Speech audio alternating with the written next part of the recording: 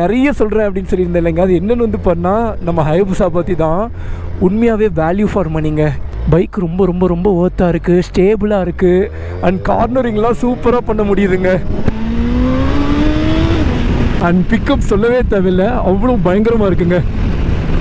And quick ஷிஃப்டர்லாம் அடிப்பொலியாக இருக்குது. And வந்து பண்ணால் இது வரைக்கும் அப் குயிக் ஷிஃப்டர் நான் யூஸ் பண்ணியிருக்கேன், பட் டவுன் குயிக் ஷிஃப்டர் நான் யூஸ் பண்ணதே இல்லை. இந்த நம்ம ஹைபுசால தான் ஃபஸ்ட் டைம்.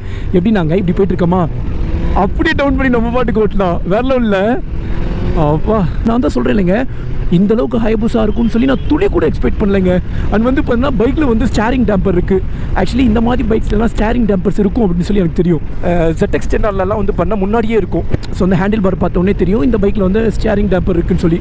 பட் இந்த பைக்கில் வந்து பார்த்துக்கிட்டோம்னா தெரியாது. நேற்று வந்து கொஞ்சம் பைக்லேருந்து தள்ளி பைக்கையே பார்த்துட்டு இருந்தேன். அப்போ தான் வந்து பண்ணேன், இதுக்குள்ளே பார்த்தா இங்கே ஸ்டேரிங் டேம்பர் இருக்குங்க.